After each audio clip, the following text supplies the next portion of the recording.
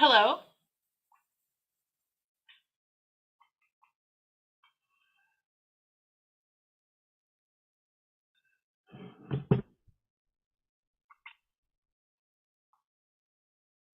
Okay, welcome back to the November 2nd, 2023 formal session. We are back on at 10:16. Hopefully everybody can hear us. Apologize for the audio delays here. We were at the point of public comment. And I just want to preface this, I'm not sure, Paige, if you are commenting specifically on implementation, but we do have implementation that we are adding to the agenda. Under item, it would be, we haven't added it on, it would be. Technically, the board hasn't added it to the agenda yet. We're bringing it forward as It would come under other business. J, other business. J, when we right. get to that point, yeah. Okay. So if you would prefer to, if that's what you're going to talk about and you'd prefer to discuss it or provide comment when we bring that up, please feel free to. But if you're not, then now would be the time to give general public comment. Yeah, I just had a brief comment in support of the AFSCME Local 1422 contract. And we can't hear you again, so hang on just a second. Oh no.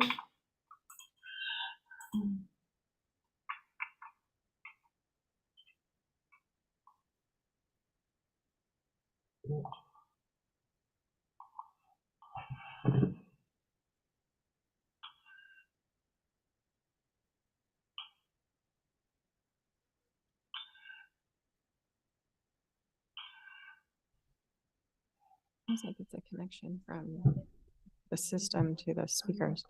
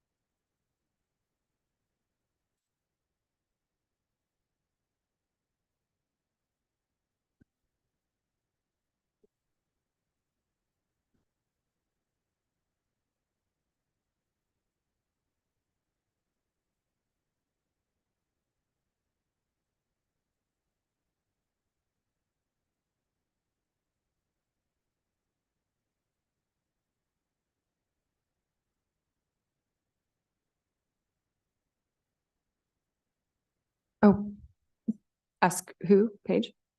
Paige, can, excuse me, Paige, can you say something? Yes, can you hear me? Still not hearing you. Hang on just a second.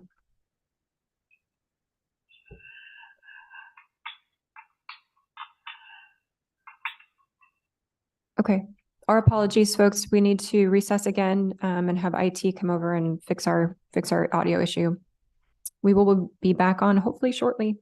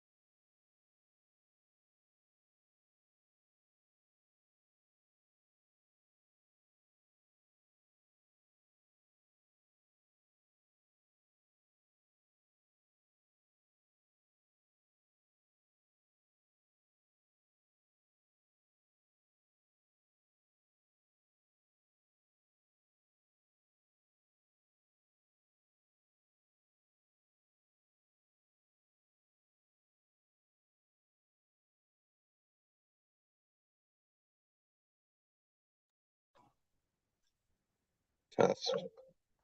Yeah.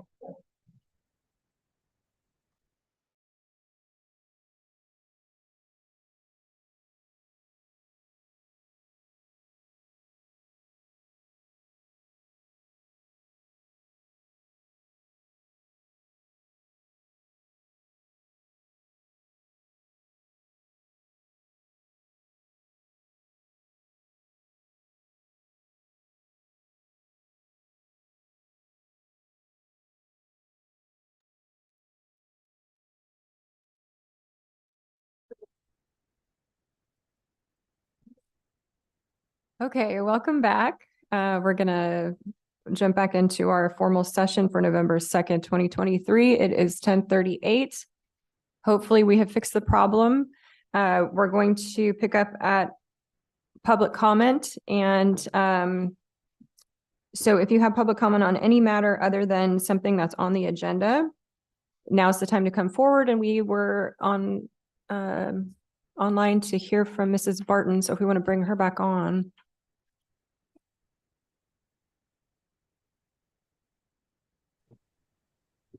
Hello, can you hear me? Oh, yes, now we can. Oh, great. I really appreciate everyone's effort to make sure the audio works. Thank you so much. Well, good morning, commissioners. My name is Paige Barton. My address for the record is 4652 Cherry Tree Court Southeast in Salem. I'm here to offer public comments regarding the YCEA collective bargaining.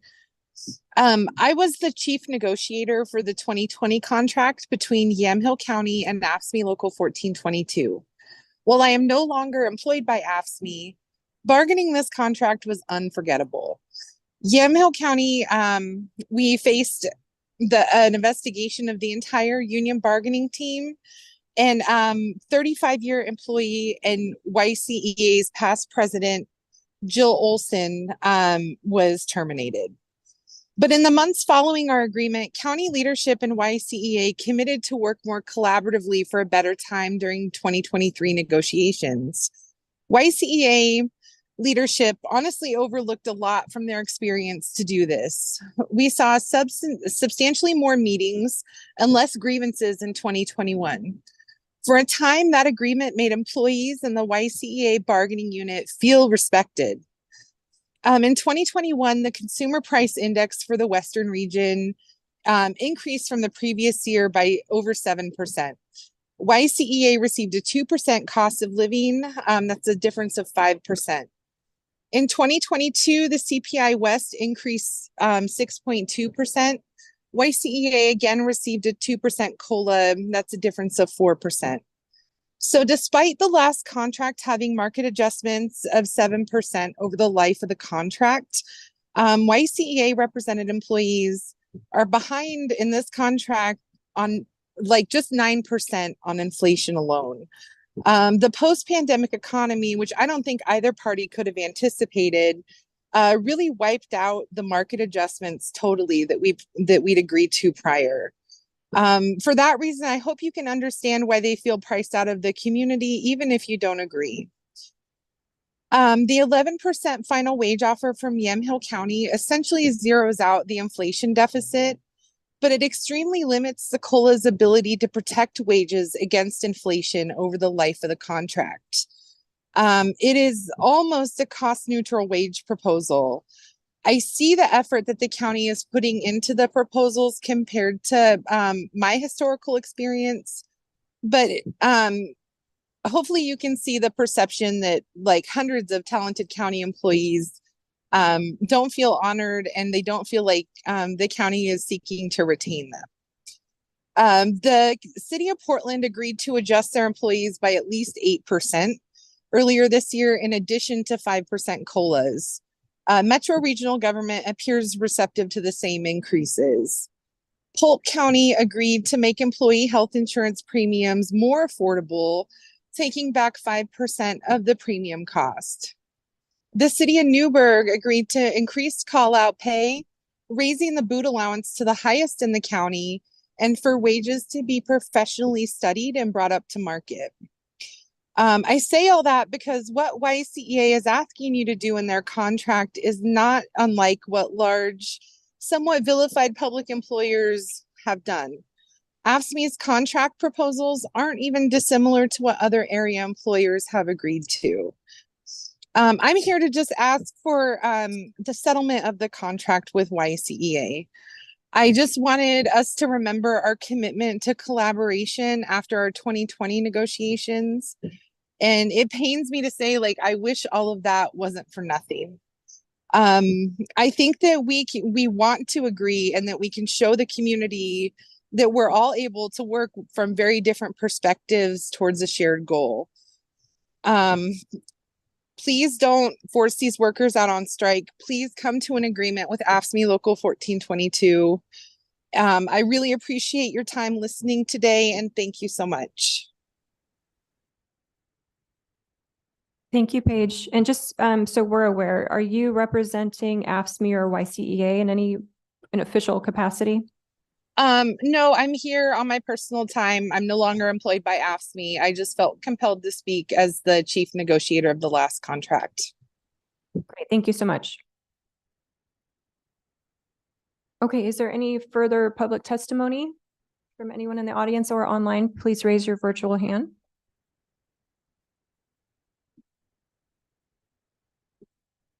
Okay. Oh, sorry. Please come forward. My name is Robert Naylor. And if you could please speak into the microphone, name and address for the record. My name is Robert Naylor. I work for behavioral health. I live at 231 or 2331 Southwest Cower Street in McMinnville. Welcome, Robert. And I work for the Bridges Crisis Respite Program. So we are the frontline workers when they talk about that. We worked through COVID. We did face-to-face interactions with clients and managed to cover those things throughout the worst of the pandemic. And I know that there were a lot of comments of appreciation that we received. But I guess, having somebody give you a pat on the back when nobody else wanted to do that work during that time, it's not the same thing as somebody saying, you know what, we recognize that. We're gonna show you that appreciation by making sure that we're paying you what you should get paid, making sure your benefits are what they should be, making sure your holidays and holiday pay is what it should be in fairness. So that's part of what I wanted to say. But we also work with a lot of vulnerable clients, many of them with severe persistent mental illness. They present a lot of challenges in the community and they need quite a bit of wraparound supports to help them be able to live in the community and reduce our cost of hospitalization. So I'd like to think what we do, and behavioral health in general, saves the county money, saves the state money, for sure. by the work that we do in helping people maintain their residence and not access hospitalization as they would without supports like that. One of the things that we've had to deal with, and by the way, I've been working for the county since 2010. And during that time, especially within the last few years, there's just become a pattern of therapists, of people that in mental health that come and go. And to be honest with you, from 1 month to the next, I don't even recognize many of the people there because there has been such turnover. How does this affect our clients?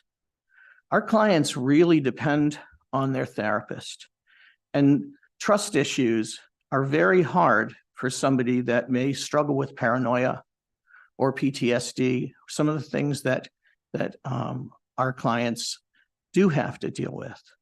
And so it takes time to establish a relationship, a trusting relationship, a therapeutic relationship with their service providers. The difficulty with that, and I've seen it firsthand so many times, is that clients come up to us and they are so upset and frustrated that they have to go explain their life story. Many of them very traumatic ridden, but explain their life story to yet another person. And in many cases, a temporary person, so that a few months later, they've got to go through the process again. The amount of emotional energy to relive those stories to new people when those services are disconnected and over again is extremely difficult on clients with severe and persistent mental illness, to the extent that exacerbates symptoms and increases ER visits, increases suicidal ideation, increases crisis supports because of the stress of not having that relationship and that continuity of care, which is so important. I can't underscore that enough. In a relationship which otherwise would have helped them through challenging times in their lives. Instead, it's making their illness actually worse. And so on my end and on our staff's end that provide these services in the home, we're unlike most people in mental health. We have the privilege of seeing people in their home, of meeting them where they are, of seeing how these sort of things affect them. We don't work out of cubicles. We work in the home with them. We work out in the community with them. And they tell us these things. They might not tell any of the other providers, but they tell us how much it hurts. And we see that the mental health issues flare until and if they manage to develop a relationship that's solid based on longevity of a therapeutic work. And the reasoning behind the people that leave, the reason why we're in a situation, it's my belief, and also by talking to people that are getting ready to leave or are thinking about leaving, is that if you're a therapist or if you're someone else that works at behavioral health, they can no longer work in this county. Because if you're doing a job at X and in Washington County or in Polk County, even, they're going to compensate you more. You know, of course, it makes perfect sense for somebody to do that for themselves and their family. And so that, I just think, perpetuates what our perception is of a revolving door. And that's understandable. There's so much turnover for a lot of employers, especially through COVID. But what has to be considered is the effects on the most vulnerable people in this community. And so I ask you, from the perspective of somebody that physically sees and consoles clients who are struggling and suffering by that lack of continuity, that you agree to pay the compensation wage that we're asking. We're not asking for too much. We're asking for enough so that we can continue to do the jobs that we love. I love what I do. I truly do. And I don't want to be in a position where I need to leave. I have never even looked at so much as a one ad, never, since I took this job 13 years ago. But I don't know how long I can do that. And so I appreciate you listening, and I appreciate the opportunity to speak. Thank you. Thank you. Thank you for your thoughtful testimony. Thank you. I think I saw another hand in the back. Welcome. If you could please state your name and address for the record. My name is Sarah Everett. I am just going to give my work address because I don't feel comfortable giving my own personal address, but it's 535 5th Street. Bear with me because I am not a public speaker and I normally don't worries. get involved in a lot of stuff. Understood. My name is Sarah Everett and I am a victim advocate for the Juvenile and Adult Probation Department. I've been with the county for 13 years. When I was asked to take over the victim advocate as one at the juvenile department, I gladly jumped at the opportunity. Like others who work in this county, I got into this job to help others. I wanted to be there for someone to help them through their trauma and be the person to them that I did not have when I was sexually abused as a child. When I started at this position, I had zero training as the person before me left without notice. I took on the responsibility to create a new program from the ground up. Fast forward to a few years later when I was told I was going from my full-time position at the juvenile department to a part-time position there and a part-time at adult parole and probation as a victim advocate. Once again, I created a program from the ground up as there had not been that position there before. I am currently doing two full-time positions because I keep getting told that there is no money for another advocate. But because I'm a dedicated employee, I find ways to get the job done, sometimes skipping breaks, lunch, and working over just to serve my victims, and because I care that much about my job and about my victims. I often get asked, why do you stay? I can go to another county and get paid more. Currently in Washington County, although I know is a bigger county, has a part-time victim advocate position that pays double what I get paid yearly, not hourly, but yearly. I stay because I love my coworkers. I stay because I love my job. And I stay because I love my victims and they depend on me. Often these victims have been abandoned by many others in the past, and I refuse to be another person in their life that leaves them. I stay to make a difference. I know a member of this commissioner's team is a big advocate for DHS and foster care. As a single mom, I adopted 3 wonderful but traumatized girls out of the foster care system. The only way I was actually able to do that is because they were related to me. Had I been a stranger, I would not have been able to foster or adopt these beautiful girls because I do not make enough money to be able to provide for them. The last thing I want to bring up is I wish you guys would look at where you're really spending your money and where you could actually save money. Maybe rethink bringing back a retired employee who turned a blind eye to a hostile work environment, enabled an employee to bully, harass, and drink on the job. But because she retired before shit hit the fan, she walked away untouched. But you guys approved her to bring her back at $52 an hour to go through policy books and change Roman numerals to regular numbers and to deal with MIPs.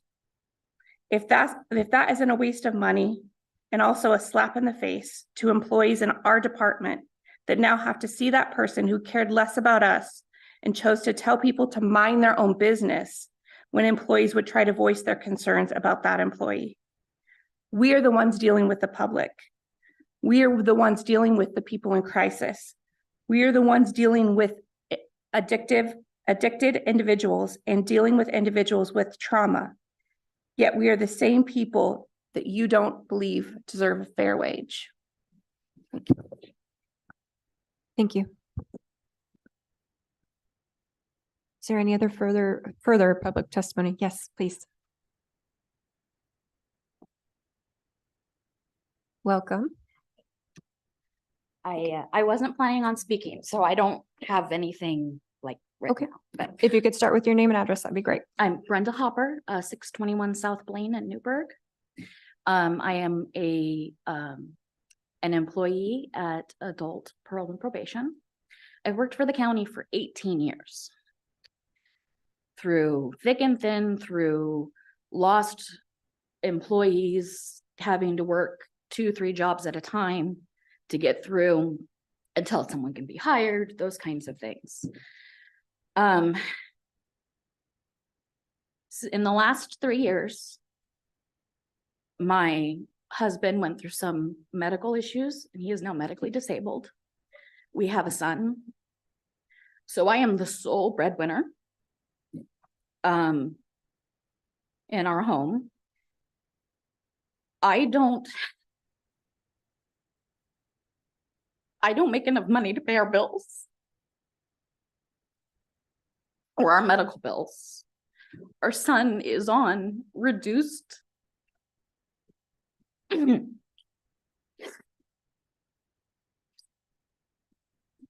my son qualifies for reduced lunches at school. I could go get a job at another county, at a job that doesn't require any of the experience I have, a starting position for a brand new person that makes more a year, that would start at more than I make in a year after 18 years.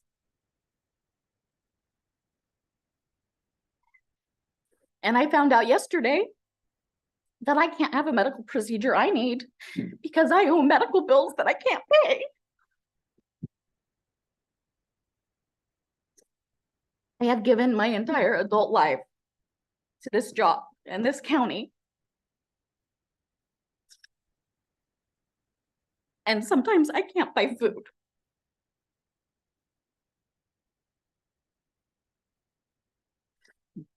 Oh, that is not what I intended to say, but that's all right.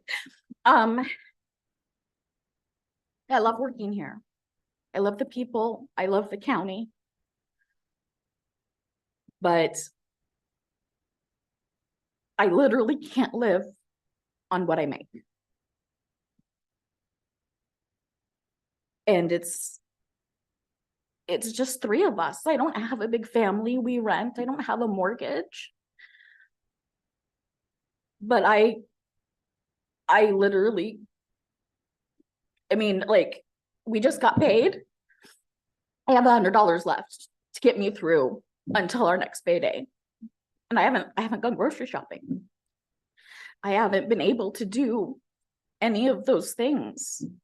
I had to borrow money from my mom so my kid could go to a pumpkin patch last week. It's just not right after so long. Yeah. I just I wanted to give an employee's specific circumstances. Unfortunately, mine are a little emotional, but that was my purpose, was to explain that this isn't being greedy. This isn't just asking for more just because we can. Some of us cannot survive on what we make.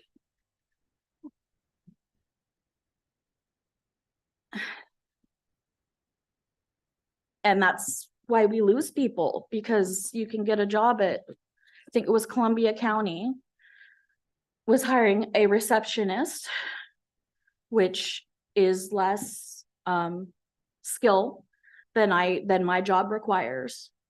And their starting rate, the low end of their starting rate was more than I make here.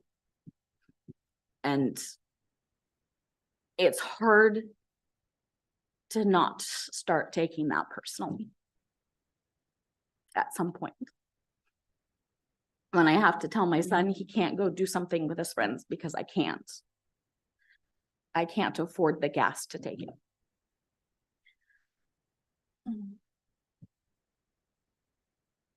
Thank you. Thank you. Thank you.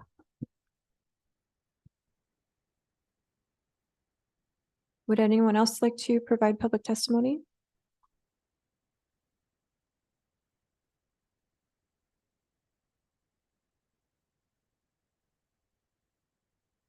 Okay, thank you very much. We certainly have received quite a bit of written testimony as well, emails that have been sent in. We read every single one of them. We are hearing similar stories. So I just want to say thank you for coming forward. Sure. Can I still come up? Yes, you can.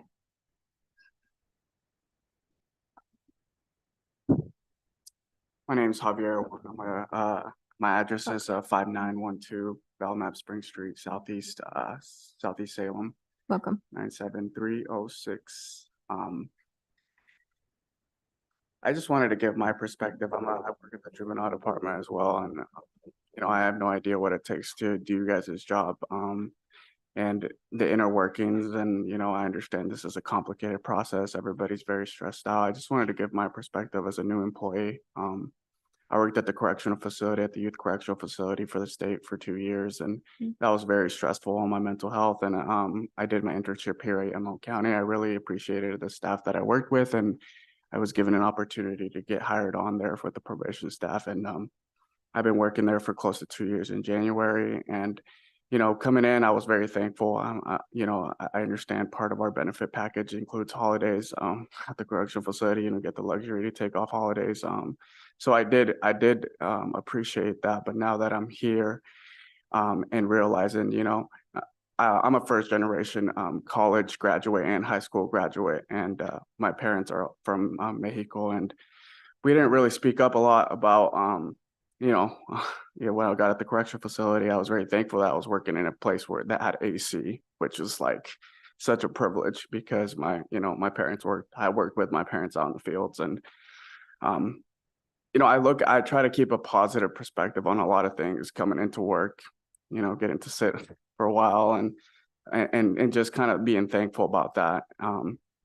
But I guess I'm getting off track, but I am thankful to work here. I am thankful I had to take a pay cut to come work here, but my mental health has been better since then. I just know that as a young employee, I know that there's other counties around that are paying $4 to $5 at an entry level position that I am and currently. And this union negotiation has gotten me to think a lot about where I want to be, who really appreciates our work that we do. I understand that sometimes, not everybody, just like you guys I don't understand your guys' inner working on things. You guys might not understand the inner working on ours, but I chose this career I'm not going to get rich off this profession, but I did choose this profession to help the community. And I understand I serve the people, and I take that very seriously. And so I just wanted to give my perspective on just, the turnover rate is, I see it a lot, and I see a lot of people are unfortunately stuck. And I love my coworkers. That's probably the reason that I haven't left yet. And, I'm really interested in the way that you guys are going to proceed.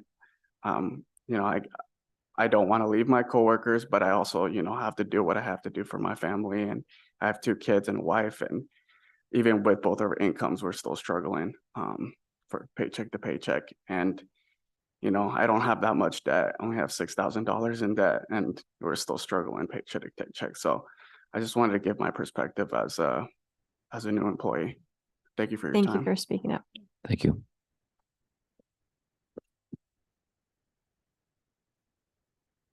Okay, is there any further public testimony?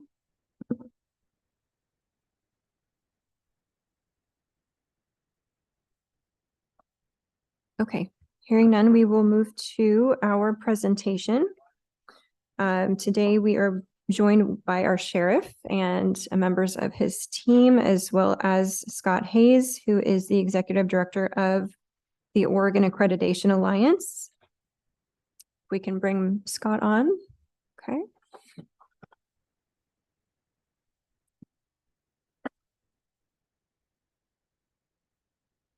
Hi, I'm just checking to see if you can hear me.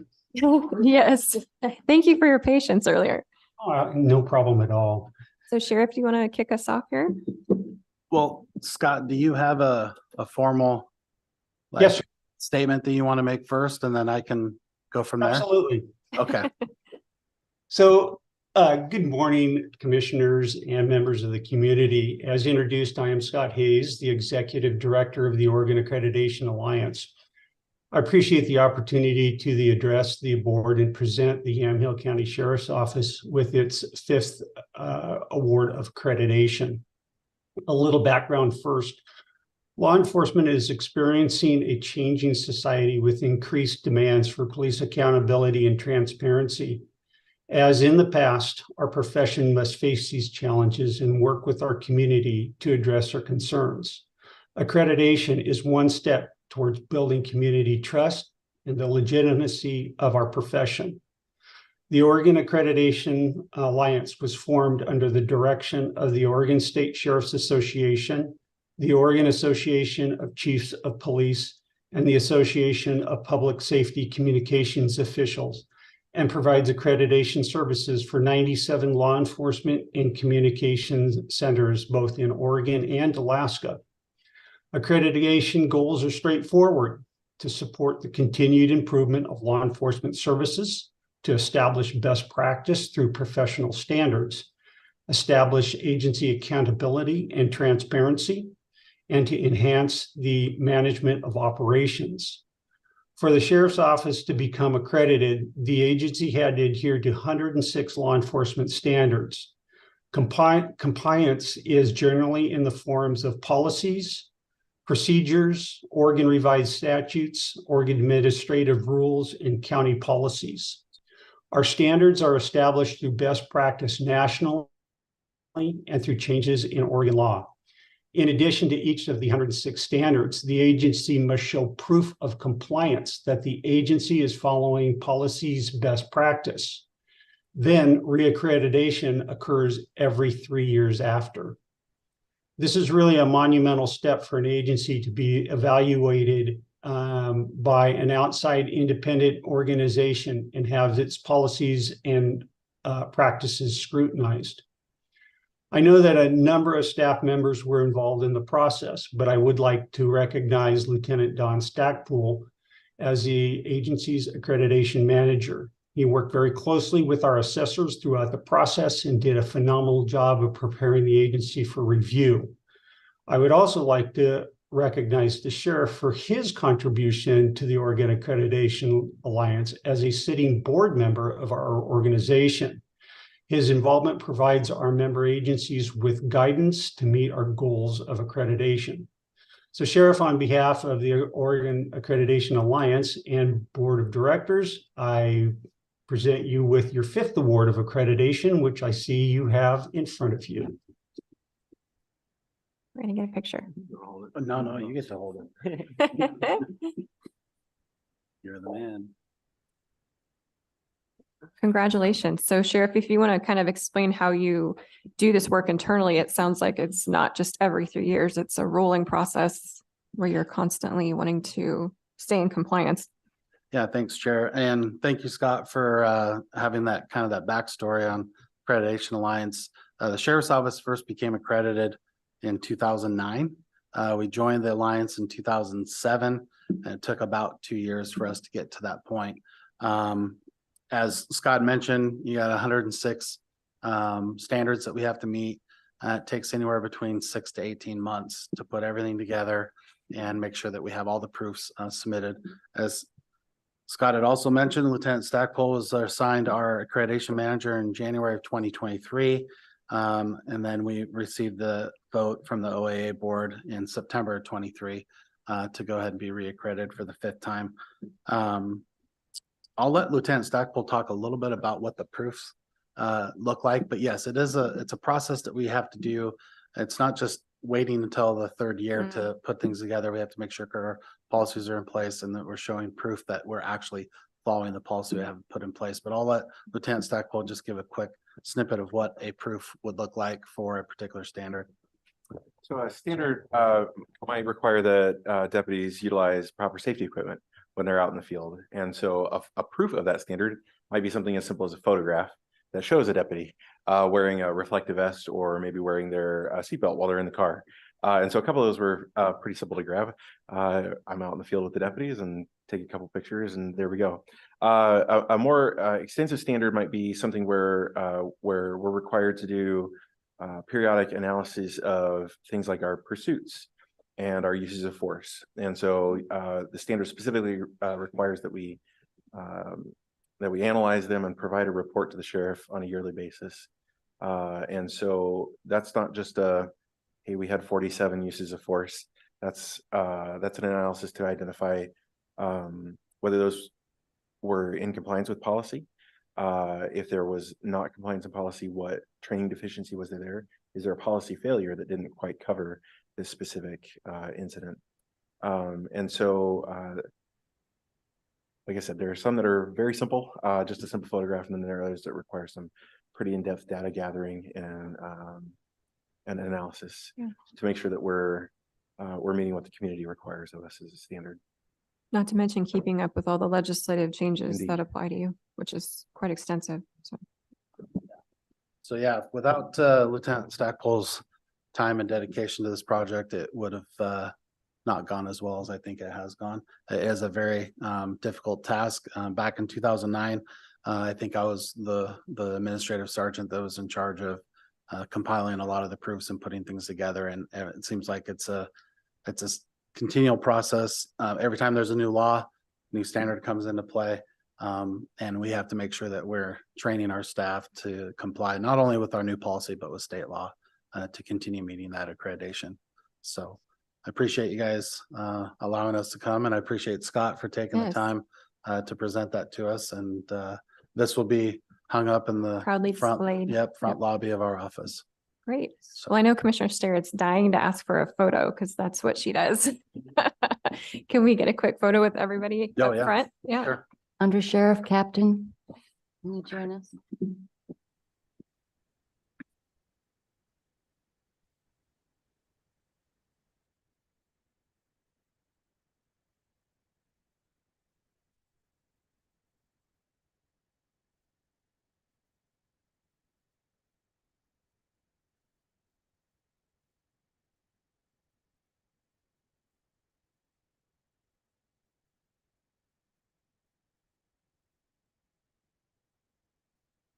Hey, 1, 2, 3, cheese.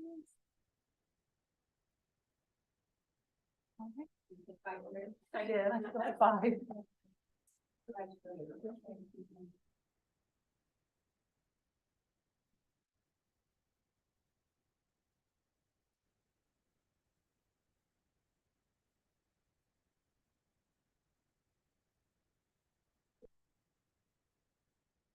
All right. And thank you, Scott. Appreciate your time. Thank you, Scott. You're welcome. Okay, so that brings us to our department updates. There's nothing today. Our work session is blank today. Let's see. Consent agenda, there's nothing. That brings us to old business. I1 is, the second reading and consideration of approval of an ordinance in the matter of adopting the Yamhill County Code and setting the effective date. The first reading was held on October 19th of 2023. Good morning. Good morning. Hi, guys. So this is the second reading. I don't know if you guys have questions or if you just want me to go ahead and read it by title. By title only, sure. Okay, good. In the matter of adopting the Yamhill County Code and setting the effective date. Okay. Okay. And now So we now you can vote. actually vote to approve. Okay, I will move approval of item I1. Is there further discussion? None. All those in favor signify by saying aye. Aye. Aye. All opposed, same sign. Great, thank you. Thanks. So it's effective today, correct? No, Or is it'll it be, 90? it'll be effective January 31st. Okay. So that'll give 3 months to roll it out to the public, but also I want to focus on the department heads that use the old ordinances so they learn how to start using the code instead of ordinances. Okay. In their stuff. Okay. So. All right. Thank you All for right. the Sounds work good. on this. Thank Jen. you. Appreciate it.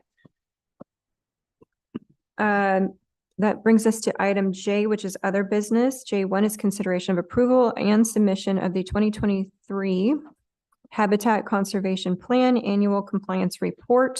I will move approval of J1. Is there further discussion? None. All those in favor signify by saying aye. Aye. Aye. All opposed, same sign. Motion passes. Thank you.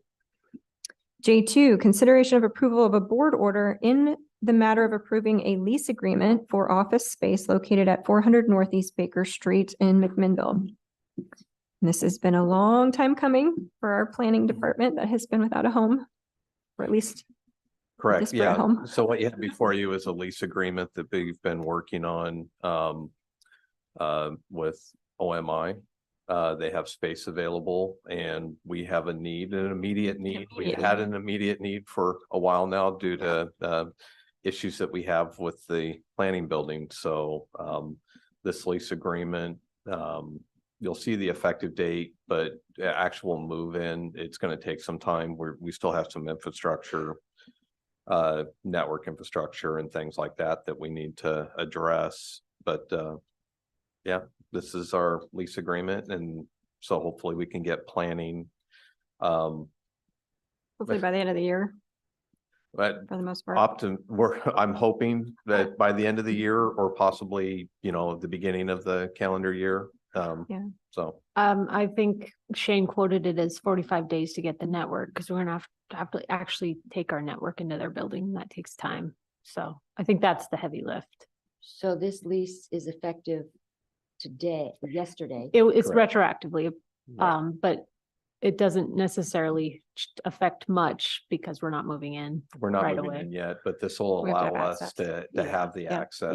Yeah. So we can start making the necessary improvements because there's a couple phases. There's the network, but then there's also some getting the actual office space ready for move-in. We haven't done that yet. So this will allow us to have full access to the site. IT can do their work, facilities can do their work, planning can start going into the building. And, we already have some fit testing. We've already been working with architects on doing some of the initial planning and work. So, but now we have to roll up our sleeves and actually make the changes to the floor space and have planning move in there so we can start conducting county planning out of this new location. Exciting. Thank you for your work on this. It's been a long time coming, huh? Yeah. Yeah, lots of questions have ran through my office since the start of this. So And thank you very much to OMI. Yeah. yes, thank you. And they were very good to work with through the whole thing.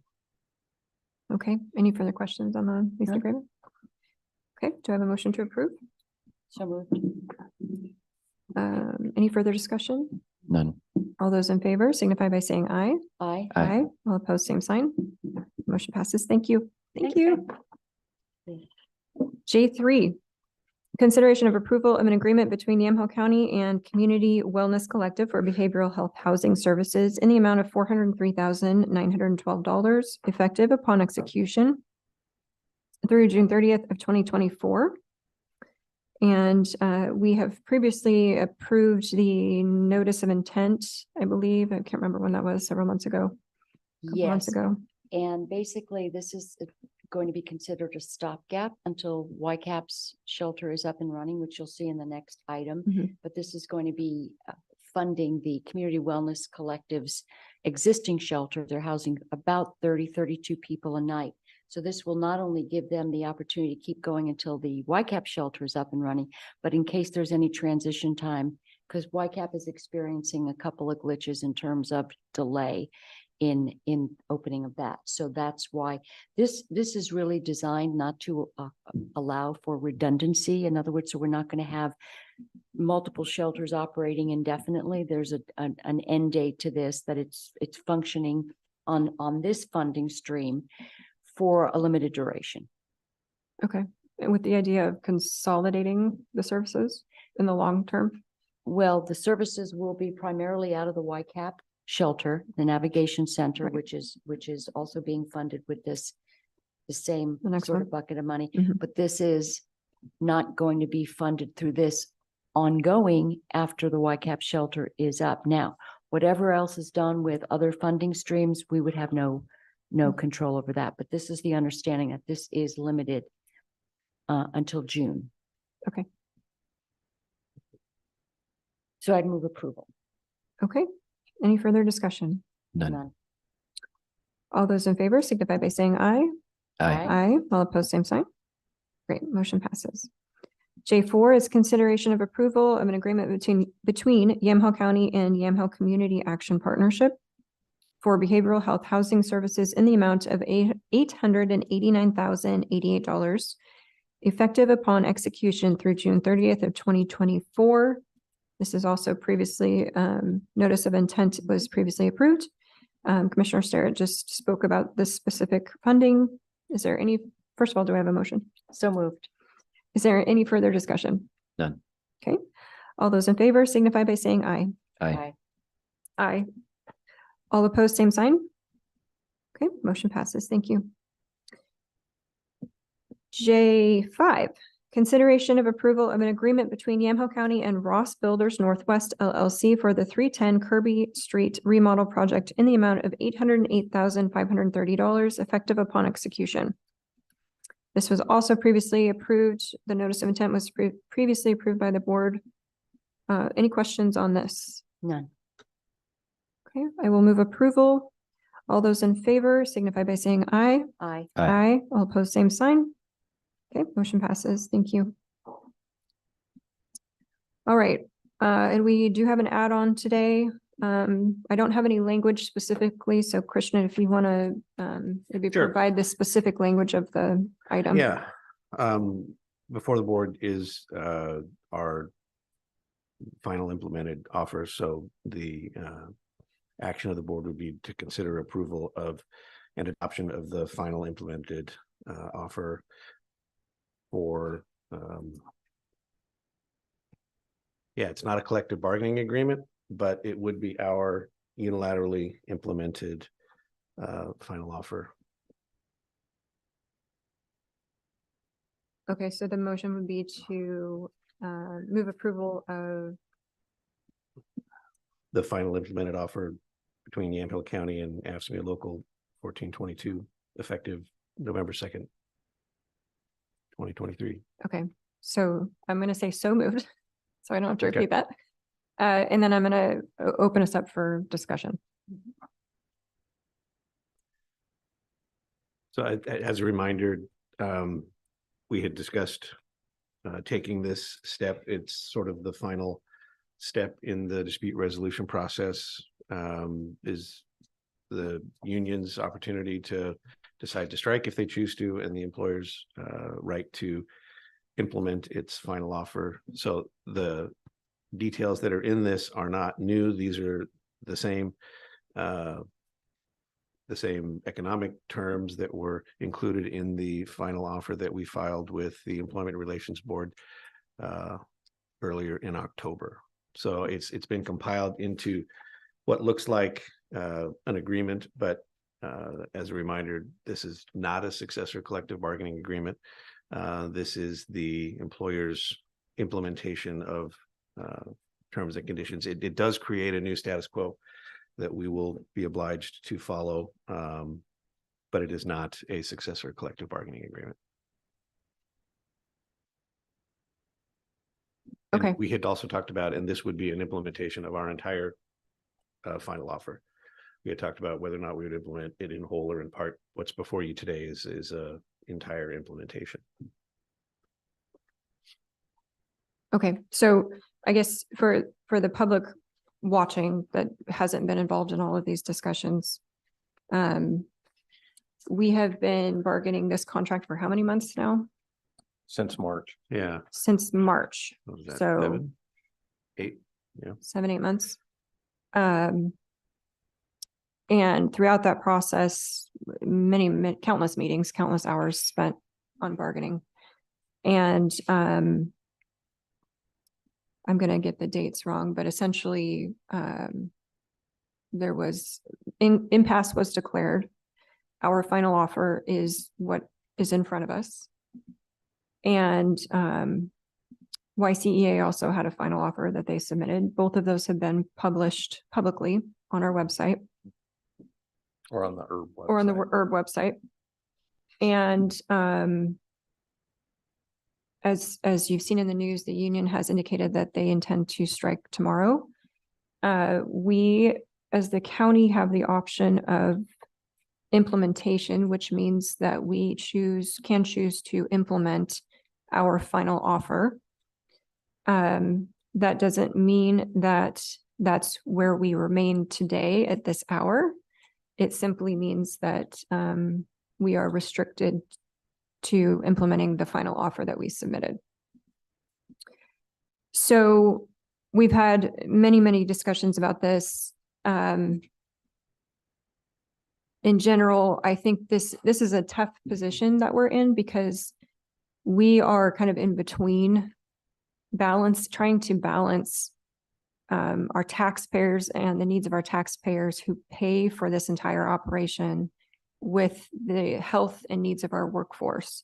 And so we're kind of in the middle of the seesaw, if you will. And what's also in the middle of that are things that we don't control. There's a lot of Oregon policies that we don't have any control over that do raise the cost of living in Oregon. It is more expensive to live here in this state than it is to live in other states. For example, some of the policies that we have in place are gross receipts tax, our gas taxes, higher fuel costs. All of those things contribute to our food being anywhere from 20 to 30% higher than other states. So there's a lot of things that go into the cost of living in general in Oregon it's very frustrating when you're in this position because we feel it too. We experience it, but we don't have control over reducing those things necessarily. So we're left with this balancing act. And it's been really difficult since 2021 because there's an added layer of COVID, right? And COVID was such a unique experience. We've heard a little bit about, internally the pressures that they were facing. We saw that firsthand. I think in general, I feel like we did everything we could during COVID to protect our employees. We were getting hit with mandates after mandates and all of this nonsense. And our position was always strong in saying, nope, not here. Nobody's going to lose their job. So it's a tough position to be in. Not only do we have taxpayers to consider, but we also just have limited revenues and we have labor costs that are going up. We talk about this every single May. Labor costs going up in other departments. Other departments take more and more of our discretionary fund, and we're having to juggle and move funds around that way. So I'm saying this because the gravity of this decision is not lost on us, and I don't think that certainly not on our team as well. So we've heard a lot of testimony. Some of it's very emotional. Some of us have been in those positions personally. So I hear that. Single mom, living paycheck to paycheck, been there. So I think that, well, I'm hopeful. I'm hopeful that we can come to a conclusion maybe today. Yeah, we are meeting again today. And yes, we will continue to work with the mediators from Herb and the union. If the board votes to implement our final offer and the union decides to strike tomorrow, we will continue to meet. We have another session tentatively scheduled for next Tuesday as well. So the implementation of this final offer is not the end of the process. It's simply the final sort of step in the dispute resolution process, but we'll keep talking. And we'll continue that until we do come to agreement on a successor CBA.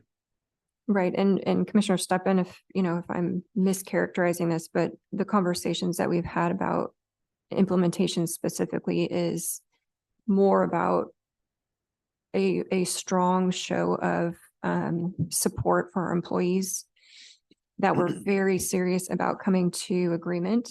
We would absolutely prefer that over what we're facing tomorrow. And so this is just one step that we can take to, in good faith, say, we care about our employees. We want this to go into effect, even if it's not our full offer, which it isn't, but we want it to go into effect immediately. Any thoughts to add to that? I appreciate your remarks, Chair. A couple of things we hear oftentimes about, we heard from one of our team members who works in behavioral health, and we see that the state has asked more and more of us, and our employees are trying to step up to that. It's costing more and more to try to do those things that we are not often compensated for at the state level. So we have to deal with that. We have to deal with rising fuel costs, just like everyone else, and the cost of labor and all of those. We do the very best we can, and then to balance, the taxpayers are expecting us to be fiscally cognizant when we have a limited pot of money. We won't get increased revenue when, for instance, costs rise. We don't get money that would backfill that. So I think the implementation offer is, as you said, a way for us to say, we acknowledge that our employees are valued and they're asking for additional resources. And this is a way that we can do it. So regardless of what happens, here is this, and go with this as our acknowledgement of that. We're hopeful that there won't be a strike, because there's so many negatives associated with that. But we have heard everybody, and we appreciate our bargaining team. They've been in very difficult, long sessions way into the night and still trying to figure out how to do their jobs. I'm grateful that we have this tool to use to say, here, let's go ahead and try to get that message across. Right, with the expectation that we're still at the table. Yes. Absolutely. Okay, Commissioner, any thoughts to add? Sounds great. Okay, so there's a motion on the floor. If there's no further discussion, all those in favor signify by saying aye. Aye. Aye. All opposed, same sign. Great, thank you. The one thing that we have not talked about is our practice of typically extending a contract to non-bargaining employees. Typically we do that at the same time. So we need to have that discussion as well. Correct. And as far as a recommendation, because you're correct, there's elements, it's not a true extension of everything. It's typically the economic elements that are in here and some of the leave and accruals that are extended to benefits. And that's to help prevent, compression issues between, management staff and non-bargaining staff and those that are represented, because and so I always, when this comes up, I typically recommend that we do this, because we do, with our salary schedule, have the potential of having compression issues, or that becomes an issue. And along the same lines, everything that we've been bargaining and having discussions with AFSCME, a lot of the, whether it's market, COLA, some of those challenges, our other staff that aren't represented by the union are also similarly impacted. And so again, I'd advocate that we do extend the provisions of this to non-bargaining. So I'll move that we extend the final implemented offer to our non-bargaining employees. And then we can open up for discussion. One of the things that I've been reading all of these emails that come in, one of the comments that I've seen a couple times is that there seems to be a perception that we offer bonuses or special compensation to our management staff. Similar to how you'd see in like a private sector business, right? You know, CEOs get paid, whatever. That is not true. I don't think that's ever been true. And I want to make sure, but it could be that we're confusing House Bill 4004 money with, and some of the rollout of that with It could be what we do. the only bonuses that I can remember in my time that we've really done, it's been related to the House Bill 4004. And so we did, we have been offering the same retention bonuses under House Bill 4004 to those eligible non-bargaining management classifications within behavioral health field. We've also recognized, you know, challenges in filling some of those difficult to fill management positions. So we've also been offering recruitment bonuses there. But again, that's all under the House Bill 4004.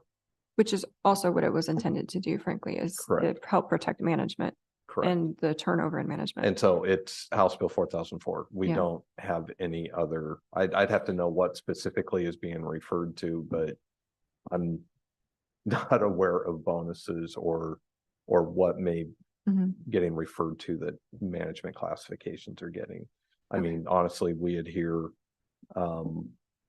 to a salary schedule Mhm. that is reflected, you know, the same thing that you'll see for a lot of the other positions. Doesn't matter the bargaining unit, whether you're bargaining, non-bargaining management, the only really there's just two regular positions that work under contract, and that's county counsel's office and my office. And those contracts are public record Right. and available to look at, but otherwise everyone else is tied to a salary matrix. Okay, and just for further clarification, elected officials are not extended this contract. Correct. Our compensation is determined by the compensation The committee. compensation committee is part Mhm. of the budget process. There's the recommendation, and then the budget committee adopts the elected official compensation for the fiscal year. So that's an action that's done each June. Yeah. And one of the things that impressed me before I became a commissioner was the fact that the vast majority of commissioners in the past and present have always advocated for no salary increases, to hold flat and to prioritize that money, those funds, to our frontline service workers. And so I just want to make sure that we clear up any confusion about that. There's no bonus mechanism or practice that we do with management, and certainly not to elected officials. All of that is done in a public process throughout our budget committee meetings. Any further comments, discussion? Okay. All those in favor of extending the final implemented offer to non-bargaining staff members signify by saying aye. Aye. Aye. All opposed, same sign. Great, thank you. Motion passes. And then if I may, because I know we had a lot of public comment this morning, very emotional public comment. And, you know, and I recognize, you know, I've been with Yamhill County going, you know, more than 18 years. In fact, I know almost everyone. And I've known since I started with the county that gave testimony today. Number one, first and foremost, that I just want to be clear as far as where I'm coming from as the county administrator. I value the work every single day that every single employee who reports to work and does a fantastic job. I appreciate all the work they do. I think, you know, there's a lot of things with my job that are not exactly towards the top of the list of things that I enjoy to do, and bargaining, the collective bargaining agreement, presents a challenge, and especially when negotiations are, which is, we've seen quite a bit of these protracted and prolonged contract negotiations that continue, and then a lot of emotions get involved with those contract negotiations. A lot of accusations about, you know, valuing the work of our employees. You know, I just wanted to just take a moment and, you know, I know the room's empty now, but, you know, it's kind of hard to address that. But you know, more than anything, none of us like going through this contract negotiation process, and we all hope, and I'm optimistic and I hold out hope that we will reach a success agreement on a successor agreement before a strike happens tomorrow. And you know, but more than anything, I just want to go on record and just say I truly deeply value all of the work that our employees do every single day. We see it, we try our best to recognize that and acknowledge that. And, you know, while at the same time that there's frustration expressed, we also equally have frustration in how negotiations have gone and proceeded, but I'll table that for another time. And again, I just really hope that, you know, that we remain open to negotiate and reach agreement on a successor contract. And I hope the other parties will also be receptive to that and come ready to bargain with us as well. Because again, we've been trying our best to bargain in good faith and put together the best deal possible while still being fiscally responsible and with our limited resources that we have. And so that's it. I just wanted to quickly say that. Can we discuss where we're at right now besides the implementation offer? I think so. I mean, it depends on what you're just as an update of where we're at. I mean, everybody knows the implementation offer that's been posted publicly, but is it public knowledge, and can we discuss the offers that are on the table now or not? I think I would be worried that I would speak out of turn on something. I would rather see the statement from the county first, have that come out, and then, you know, if we do need to speak on it, we can.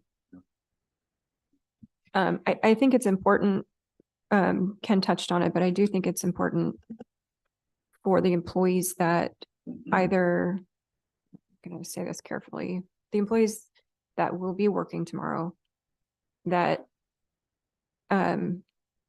we have been, all of our department heads have been working around the clock to make sure that continuity of services is prioritized. Ken, you've been working nonstop to try and make sure that does happen. But it's also very important for us to say that we are committed to being at the table to try and resolve this as quickly as possible.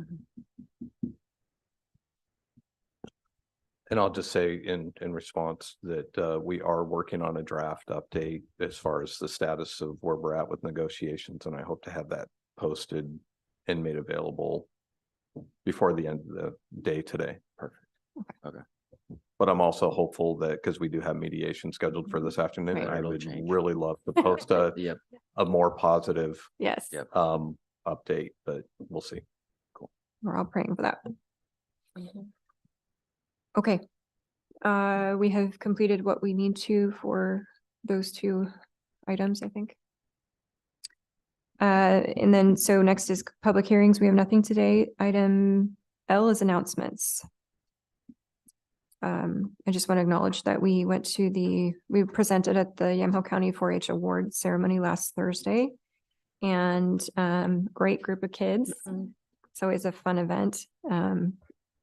John Nyberg received a special honor for his commitment to 4-H kids and just over the years, and all of the time he's put into fair Yeah. as well. Oh, yeah. Great. Yeah, that was just 4-H. I mean, that Yeah. other time that he puts in, I mean, he's been an auction yepper for Yep.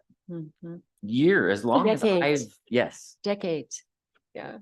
as long as I've participated in it, he's been there. Mhm. Spotting Yeah. Yeah. all the bidding going on. It's fantastic what he's done and the time he's put in. Congratulations to him. Tonight we have the Yamhill County Farm Bureau dinner, and we will have a special guest, I believe. Canine Balk is still coming, so we should be able to actually meet her this time. Yet last year she was just a thought. She was on the way. So, any other announcements? Friday was the Public Safety and Health and Human Services Steering Committees got together for a number of hours to address the issues regarding ballot measure 110. We talked about law enforcement implications to addiction, and it was one of those discussions that didn't really necessarily get us anywhere, but we got our frustrations out. And then we also got to meet with, we had our HHS Summit meeting number 2 to address some of the gaps in the continuum with state funded projects and programs that I alluded to earlier. So it's just an ongoing discussion, and we'll have more tomorrow. Any further announcements? No? None. Anything Right else? before 4-H was soil and water conservation, but I had to leave early, so not a huge update there, but Yeah. definitely a good turnout for that. Mhm. Yeah, I haven't seen that room actually set up with a dinner. That's pretty impressive. Yeah. Okay, if there's nothing else for the good of the order, I will adjourn the Yamhill County Board of Commissioners formal session for November